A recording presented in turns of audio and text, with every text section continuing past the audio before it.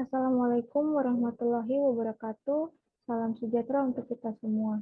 Perkenalkan, nama saya Nirwana Loso dengan NIM 240201010055 dari kelas MJ 205.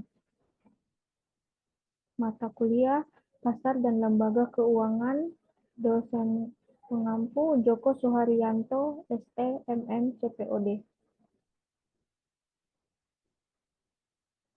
Pada saat ini, saya akan memaparkan mengenai pinjaman online atau yang sering kita dengar pinjol, yang sangat relevan dengan kondisi masyarakat saat ini. Fenomena maraknya pinjaman online memang menjadi masalah sosial yang cukup serius di Indonesia. Banyak masyarakat termasuk mahasiswa yang terjerat utang karena tergiur kemudahan proses dan cepatnya pencairan dana, tanpa mempertimbangkan risiko jangka panjang seperti bunga tinggi, denda keterlambatan, dan teror penagihan.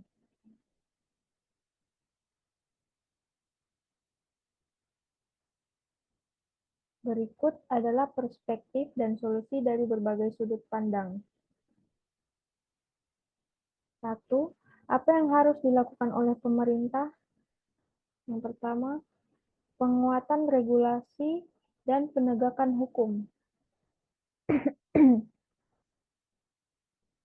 Pemerintah harus memperketat regulasi terhadap fintech pinjaman online, memastikan semua platform terdaftar dan diawasi oleh OJK atau Otoritas Jasa Keuangan. Menindak tegas pinjol ilegal yang tidak memiliki izin, termasuk melakukan pemblokiran aplikasi dan situs-situsnya. Memberikan sanksi pidana bagi pelaku penagihan dengan cara-cara yang melanggar hukum seperti intimidasi, penyebaran data pribadi, dan kekerasan verbal atau psikologis.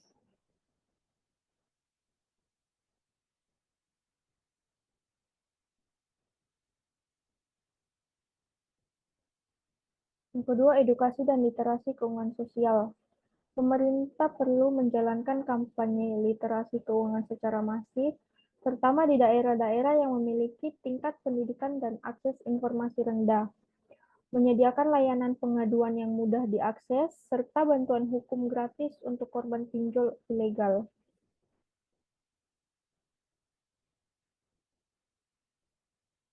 Yang ketiga, penguatan alternatif pendanaan resmi.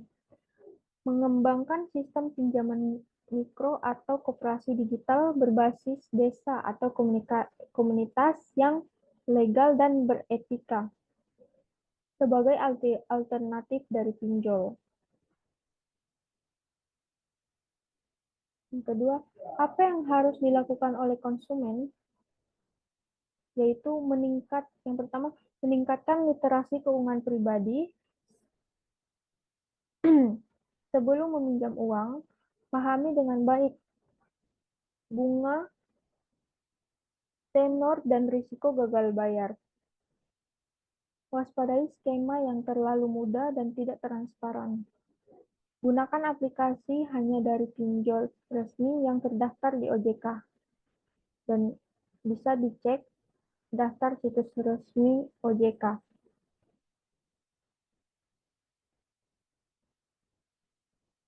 Yang kedua yang harus dilakukan oleh konsumen adalah mengelola keuangan dengan baik. Prioritaskan pengeluaran untuk kebutuhan pokok dan hindari gaya hidup konsumtif. Hindari pinjaman untuk hal-hal yang tidak produktif atau tidak mendesak, seperti gaya hidup, belanja impulsif, atau mengikuti tren. Yang ketiga yang harus dilakukan oleh konsumen adalah berani berkonsultasi saat terjebak utang. Jangan diam saat mulai terjebak. Cari bantuan ke lembaga pendamping atau LBH, dan jangan segan berkonsultasi dengan pihak keluarga atau organisasi kemasyarakatan.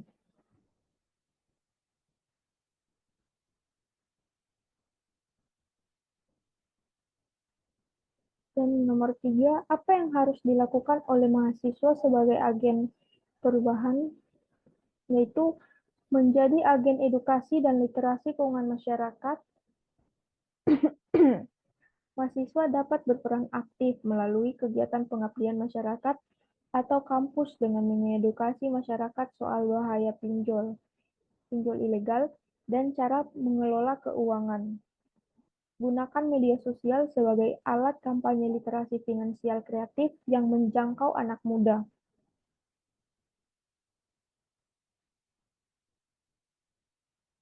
Berikut yang harus dilakukan oleh mahasiswa sebagai agen perubahan: memberdayakan komunitas mahasiswa, membentuk kelompok diskusi atau komunitas di kampus untuk membahas solusi konkret atas isu keuangan mahasiswa, termasuk manajemen utang dan alternatif pendanaan seperti beasiswa atau program kerja paruh waktu.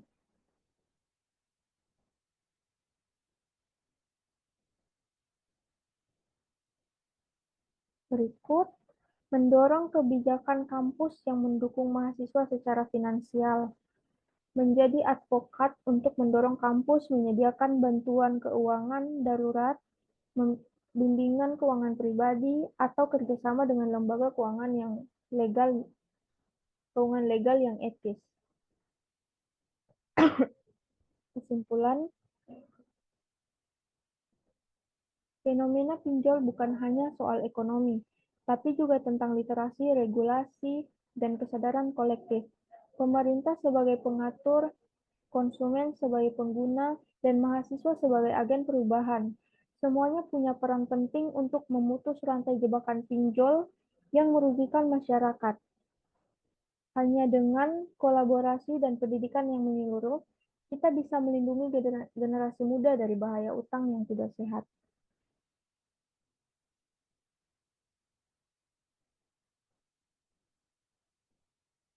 Sekian dari presentasi saya.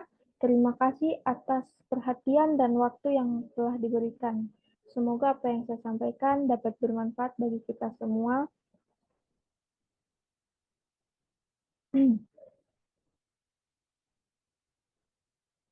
Sekian dari presentasi saya. Kurang lebihnya mohon maaf. Wassalamualaikum warahmatullahi wabarakatuh.